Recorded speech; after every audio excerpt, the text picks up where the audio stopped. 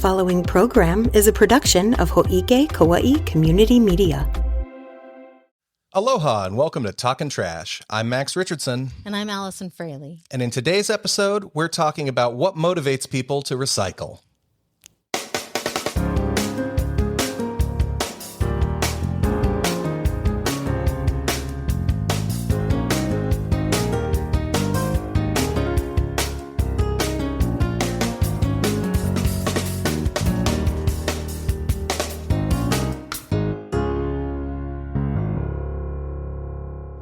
You know, I'm actually really excited to do this episode. I've been wanting to pick your brain about the psychology of recycling ever since the very first episode we did when you mentioned that this was the subject of your master's degree. But before we begin, make sure you take a moment to subscribe to Hōʻike on YouTube or your podcast app of choice for even more great content.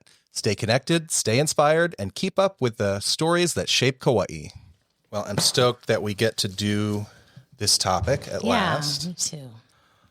Okay, so first things first, tell us a little bit about your background. Your master's is in social psychology, right? So tell us a little bit about that. Okay, so for my master's thesis, I studied the factors that contribute to recycling behavior. And among those things are the level of knowledge about recycling programs and demographic factors like age and race and things like that. And then also whether or not people had curbside recycling. And we looked at all of that information and found that it was the convenience of curbside recycling is what led to more recycling behavior among the people that I studied. And at that time when I did the study, there was barely any research out there about recycling behavior and what causes it. And so I really did a lot of research to find out, like, what are the factors? Because you just think that, oh, people do it because they know about it or that it's a good thing to do and that's why they do it. But there's a lot of things that we don't think about that are reasons why people recycle and ways to motivate that behavior. Yeah, and there's a lot of unplumbed depth in that field of research because we know that everyone should recycle and we know that not everyone does. And right. Some reasons why are obvious, but sometimes you have people that have every opportunity to recycle and it's easy and they still don't. Yes. And I personally find that fascinating. Like, yes. Why? Me too. And so, throughout the mainland U.S., well, first of all, a recent study by the Recycling Partnership found that only 50% of mainland communities do have access to curbside recycling. But among those that do have access, they're not getting the participation rates that you would imagine. When people think, if we had curbside recycling here on Kauaʻi, everyone would recycle. Well, that's not true. About half the people would actually put out their cart every week on the curb. And that's what they're seeing. And then also that people aren't, that they're putting a lot of contamination in there. Things like diapers and garden hoses and fast food packaging that's not recyclable. And so it's very problematic and messy, these curbside programs. And so there's a lot of factors, like I said, that will motivate, and then also things that are barriers to recycling. So I don't know what you want to talk about first. So. We'll get into both of those. Yeah, so what is it that, we kind of touched on it already, but specifically, what is it that made, young college student Allison want to pursue this area of study? Oh, so this was a while back, and I was concerned about climate change, and I wanted to do something to help with the whole situation and make the world a better place and make the world a greener place. And I thought that recycling was an area where I could make a difference. So that's why I started. It was just an environmental concern. Cool. Very cool. And what was your undergrad? It was psychology. So psychology is like super interesting to me. Yeah. And environmental psychology, research psychology, not necessarily like being a therapist, but just understanding why people do what they do was super interesting to me. Awesome.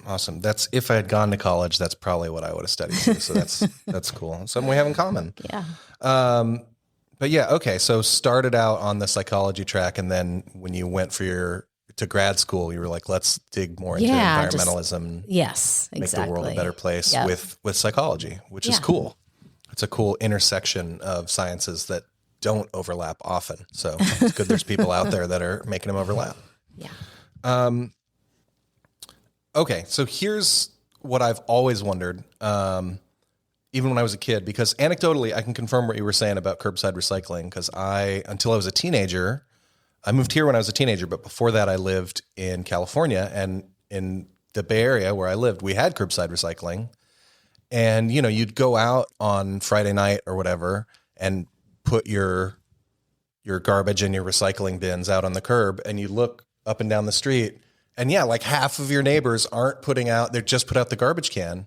And like, what are you doing, dude? Like they literally can't make it any easier for you other than coming into your house and taking the empty can out of your hand. Even when it's easy, some people make the active decision not to recycle. And I've always wondered, what's up with that? Well, they may question the effectiveness of a program. And we've heard that before, and we've talked about that on the show before too, that people think that even though they put their stuff in a recycling bin, that it just gets thrown away in the landfill anyway, which is not true. But that's what people might think. And that's why they might not recycle, is that, if I'm going to go to all this effort, it's not going to make a difference anyway. And so why should I even bother? And then another reason is, like you said, is that having two receptacles in the kitchen might be something that people don't want to deal with. They don't want to buy the extra receptacle because no municipality will do that for you, buy you an indoor receptacle. They'll buy you the outdoor receptacle, right? But the indoor, you have to deal with that. And then also I've heard people even here that are avid recyclers concerned about bugs or things like that. So maybe these mainland people that have access to a curbside program would be like, oh, it's just going to attract bugs to have an extra receptacle. I have no place to put it under my sink or wherever I normally put my trash can. So those are some of the reasons why it might not be, they might not participate. Yeah. And from a layperson's perspective and a non-educated person's perspective, those sound an awful lot like excuses to me. That would, and maybe that's a little unkind too. Or maybe if we have viewers out there that don't recycle and feel like I'm personally attacking you, and I guess I am. Well, because why don't you? I think we're probably preaching to the choir. I don't think anybody would tune into this if they didn't care about recycling. So that's why, it's the stuff we're going to talk about later on, I think is going to be good for those, because, preaching to the choir is kind of, not as helpful as. Yeah. Hopefully we can change some people's minds. We want people that don't recycle to watch this and be motivated to do it, but that might not happen, Yeah. Well, share it with your friends. Yeah. Those, to me, like what you were saying about, I don't have any place to put it or whatever. I definitely know that's the kind of thing that somebody would say, but I feel like, I don't know. And this is like the armchair psychologist who didn't go to college, right? In me, but that sounds like something you would say that isn't the real reason, but you're like trying to come up with an excuse to justify because you don't really understand what your real underlying motivation is. And I wonder, as somebody who's studied it scientifically, do you know? Well, or do you have there could theories? be other factors. Yeah, I have theories. So one would be that they don't care. And like, that's legitimate. Why would you go out of your way to it's not legitimate not to care, but that's a reason, right? Because why would you go out of your way to do something that you don't care about? And certainly there are people that don't care about the environment. It's very rare here.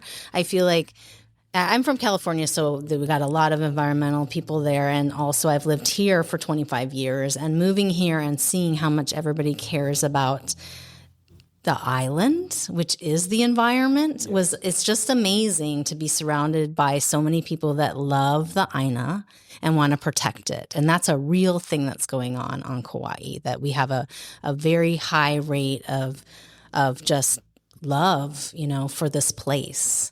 And so that is going to motivate a lot of behavior. So it's really hard, to think about what it's like somewhere else, where it's not so beautiful or where being outside isn't as important, that they might not have that ethic that, we should recycle to take care of the environment. And then another factor might be this excuses why is that they feel like they don't have time. It's another maybe excuse, but still, to take the time out to separate things and then to put it. And let's start to talk about here, because we don't have curbside. And we have access to programs. We have drop bins. We have 8 different locations where people can drop their recyclables. And we also have the bottle deposit law, where you can get money back for things that you paid a deposit on. So there's programs that you have access to where you can go and take your recyclables, but it is an effort. You do need to separate your materials before you get to the drop bins. You need to have several bins where you're separating your glass from your plastic, from your metals, from your papers. Yeah. And we've seen a decline too in paper recycling lately. And that we're talking paper, people aren't getting as much mail because there's more electronic stuff going on, which is fabulous. So we're talking about source reduction there. But we're generating a lot more cardboard, guys. And that's because everybody's doing, Amazon, Etsy, Alibaba, all that stuff. So much. And it's kind of bad. And I'm guilty of it too, but we're generating so much cardboard that people should be recycling this cardboard, and the drop bins accept those cardboard. So if anything, I would say we're generating more cardboard, and we really need to get a handle on that. And people should take the effort. And check out our website at kauaʻi.gov/recycling. Find out where the drop bin is nearest to you and use it. Yeah, and once you build up the routine, it really isn't that much effort. It isn't. It's a storage issue, though. It really is an issue with storage. Like I have a lot of people have carports where they can store this stuff, and that's what I do. There's inside the house. I don't even have. I have a paper place, but that's it.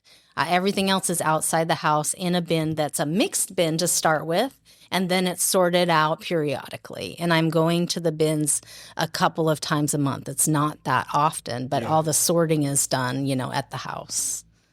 Yeah, and so once you have that system down, it is more effort than just holding your hand out and opening it, but not much more. Like you can, and it's really easy like you were saying, the bins are really conveniently located, the drop bins. So I very rarely do I make an excursion from my house just to drop off recycling. A lot of times I'm like, I'm going to go to the grocery store, and on the way, so I was going to be driving anyway, And those bins are emptied very often. It depends. Like our most active bins are the Honolulu. It's at Princeville, Honolulu transfer station, and then also in Lihue and Kapaa.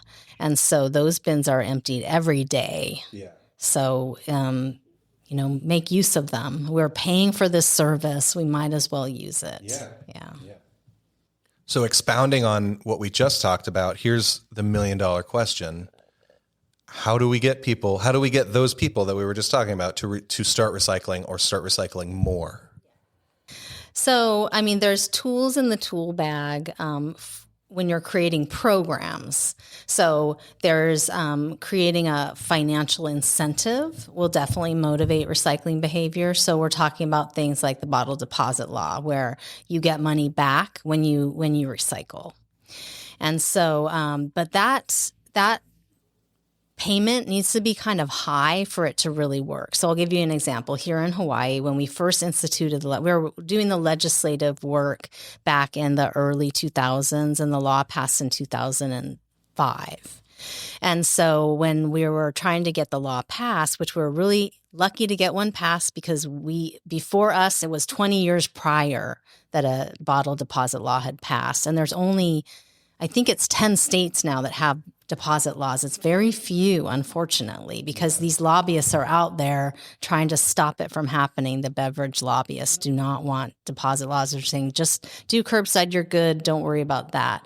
They're concerned that if there's any more than whatever the fee is for the beverage, people won't buy these beverages, which is silly because these beverages cost a lot more than the 5 cents, or the 10 cents. Yeah. But we originally had wanted a 10-cent deposit. And there are states with 10-cent deposits that have much higher recycling rates.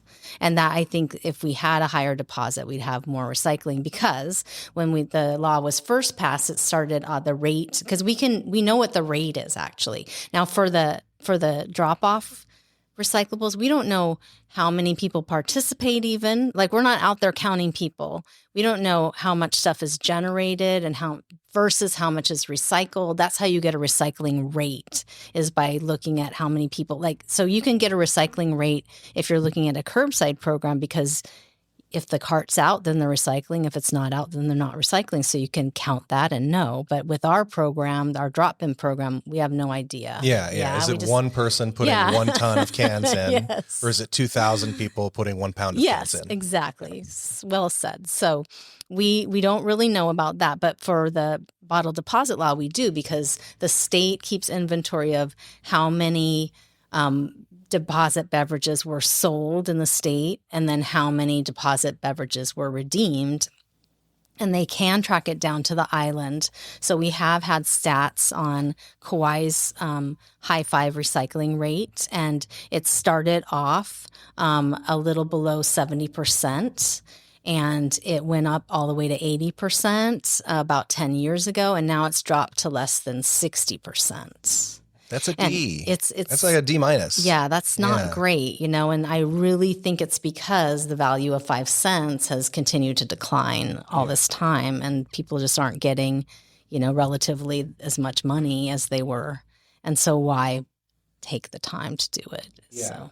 But still, 60% is better than zero. And we were before we started that law, there was aluminum recycling, because there is scrap value to aluminum, but there was not. And we didn't know what it was. It was the same thing where people were redeeming their aluminum. We knew it was happening. We know the tonnage, but we just didn't know relative to how much was sold.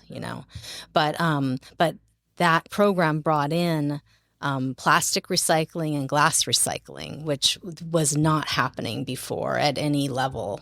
And even like our drop bins for the non-high five plastic, we'd barely get any tonnage. Of course, plastic is very light, but we don't get that much, And for aluminum, we don't get that much at all, because it's all being redeemed. Because aluminum is very easy to redeem.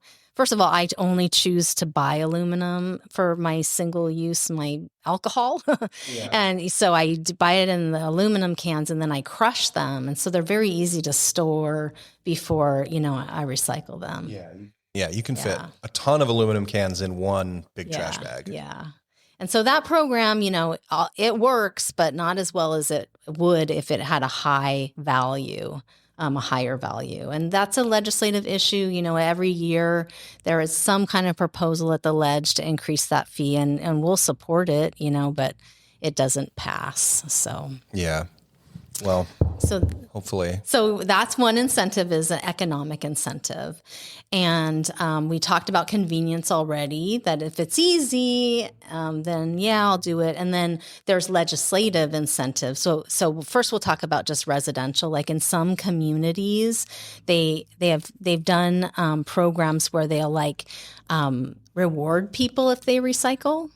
And where it's like a random drawing and they win a prize. That's a positive reinforcement. And then also there could be a negative reinforcement where there's a recycling cops. We call them lid flippers, where they're looking in the lids, inside the lids of these bins. And if somebody does something wrong, they get a ticket. And that can also motivate people to recycle correctly when they recycle.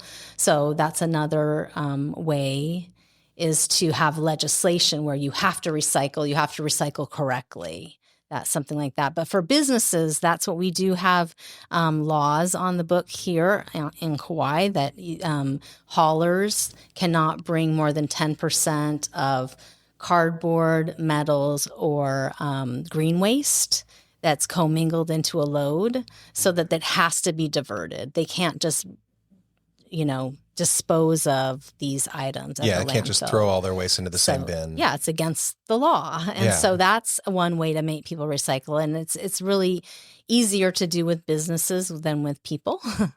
And so in many communities, they have recycling legislation where they're requiring businesses to participate in recycling programs. And in our case, it's a landfill restriction. We don't call it a ban, but it's a restriction on what you bring to the landfill. It has to be correct, when you're bringing it in there, so you're not throwing away these things that can be recycled. Well, that's good. And I feel like businesses are the ones that are easier to legislate easier to regulate, and also businesses are the ones that are generating much greater quantity. Well, they're generating about half, actually. Really? Yeah. Okay. Well, I stand corrected. Yeah. So it's on Kauaʻi. It's about half residential, half business. Interesting. Yeah. Okay. And a lot of businesses, you know, because we have a large tourist economy here. And so places like resorts, they do have recycling programs because they're part of larger chains where that's their business ethic. And they are offering recycling, you know, at their facilities, and there's programs in place. So that's good. Which is great. We love to see that. Yeah. Okay. So how do social norms shape our waste habits? Well, that's a good question. Yeah, I want my instinct as an interviewer is to go into more detail, but I'm just going to leave it broad because it's a broad question. Yeah, I think that recycling is something that is you can influence behavior through your peers, you know, and so if you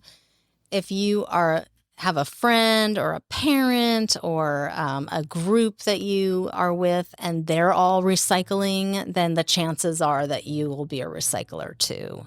And so that's why, you know, the show about preaching to the choir, like that's what you viewers or listeners could do is if you really care about recycling is to make sure that the people around you are recycling, you know, and what you do is you put on the pressure. You know, why are you throwing that away? You confront people. Recycling police is what, you know, we call each other, and is because you really got to confront people and ask them, like, why aren't you doing that? Or take it from them. Don't let them throw it away, and like help them, like go into their household and buy them a bin, or, you know, offer to go out and get it and get paid back for whatever it is, you know, but just like set it up for them so that they're ready, set up for success. Yeah. And, you know, if it's maybe somebody that needs help, like an elderly person or, you know, somebody who's too busy to do it, then help them out or lead them to a place where they can do that, like another person that could help. Yeah, I find that in households, there's usually one person who's like kind of the person in charge of recycling who's like driving that train and making sure it happens. And maybe they're doing everything, but as long as you have the person, then it's going to happen in that household. Yeah, it was growing up. It was my mom was the one that was, and then now it's me. So there have been studies too of this concept called the recycling block leader program, where you have, you know, neighborhoods where you are designating someone as the block leader who's talking to people about their recycling habits and going door to door and asking people, you know, if they'd be willing to take a pledge to recycle, and they'd be willing to, you know, and this is especially for things like curbside where they have, you know, you can see if people are recycling or not. Yeah. Like in our program, it's like kind of behind the curtain, right? People are doing it and they're driving out to the bins. You can see them when you're at the bins, but otherwise, but this is like a marker for curbside programs that my bin's out, that means I'm recycling. And so they found that when those programs are in place, that there's a significantly higher rate of recycling than if there isn't anybody watching or anybody keeping tabs on each other to actually do it. Yeah. So nag your neighbors. It does make a difference. All right. Yeah, that makes sense. It's sort of like a lot of times somebody's justification for not caring about something is, well, nobody cares about that. Yeah. But if everybody cares about it, yeah, then you should care about it too. And I mean, it's hard to tell because I'm me, you know, and I've been doing this for a long time and been caring about it for a long time and been in charge of it for a long time. But I really feel like you fit in when you recycle. Like there's not that many people that don't recycle that I'm seeing, you know? Yeah.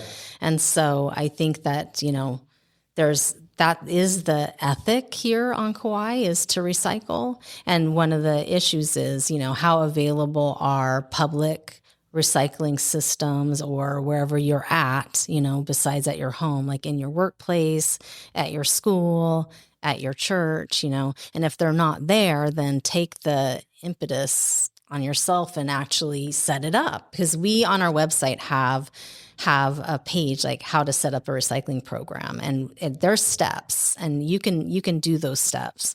And also anyone can call our office at 808-241-4841 and get free guidance. And also we'll come out to businesses. We do go out to businesses free of charge to look at what they've got going on and see how we can improve That's great. The recycling. Yeah. That's great. I didn't know about that second part. That's cool. Yeah.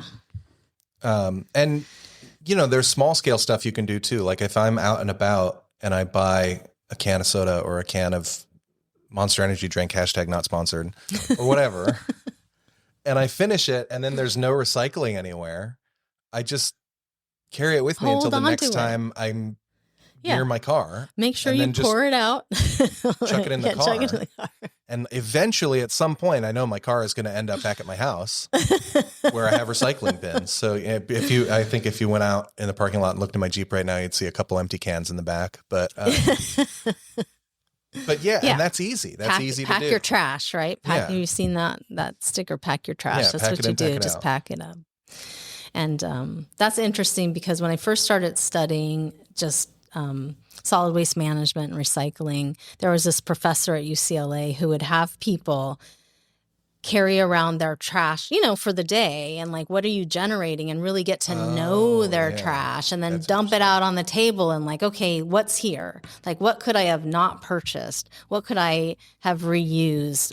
What can I recycle? And then what's left, Yeah, you know what? That's really interesting because actually that was sort of a revelatory, sort of a revelation for me that when I started camping a lot, and you bring an empty trash bag with you to the campsite and put your trash in there, and then you got to put that trash bag in your backpack and carry it back, and especially like if you hiked in to where you're camping.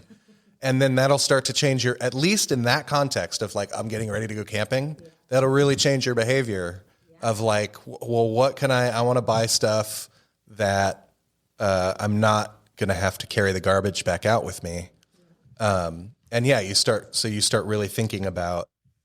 Yeah. And I think that's the problem, is that people really don't think about it. I mean, before you were saying, why don't people recycle? They don't really think about what happens when you throw stuff away, because there is no away. It is going here on island into the landfill if you're not recycling it. And so being more aware of what goes into your garbage and how you can keep stuff out of there is super important for being a good steward of our island. Yeah. Just considering the impact of your actions. Yeah. That it's not just going to go away. It's not somebody else's problem. It's all of our problem and all of our responsibility. Yeah. Yeah. Cause I think anyone would agree that like, hey, if you have this thing that you don't want anymore, is a responsible course of action to dig a hole in the ground and bury the thing and then leave it there forever. Yeah. Like you'd be like, no, that's dumb. Who would do that? And it's like, no, that's what we do though. Yeah. So that's so let's true. try to do that as little as possible. Yeah. Yeah. Yeah, we should. And along those lines, I really, even though this isn't exactly what we're talking about, I do want to put a plug for reuse, guys, because we do have this really great reuse program, which, there's thrift stores out there, there's consignment stores. That's what we want to do first, is to let these nonprofits make money off reusable things. And then also to lightly worn items that you're just never going to wear, to let somebody else use them and maybe make a little money in the process. This is wonderful. But if you're moving your house and you got to downsize or whatever, that's what we're seeing now as people are like moving off island, or they're downsizing, or, big life decisions are being made. People are dying, whatever, and you have to get rid of stuff. That we do have the Kauaʻi Resource Center in Lihue, where we have a reuse operation that will take a lot of stuff that thrift stores haven't been able to take. And it's been a really great program because that's still usable stuff that other people can use. And we have Goodwill that's running the program now, and they're consolidating stuff here on island, shipping it over to Oahu where it's getting reused, and then worldwide for things that they can't use there.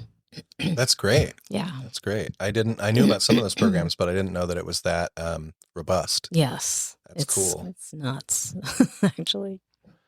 Do you think that shaming or praising people maybe specifically like public shaming, can actually change waste behavior. That's funny because, in psychology, we learn a lot about that, right? Positive and reinforcement versus negative reinforcement.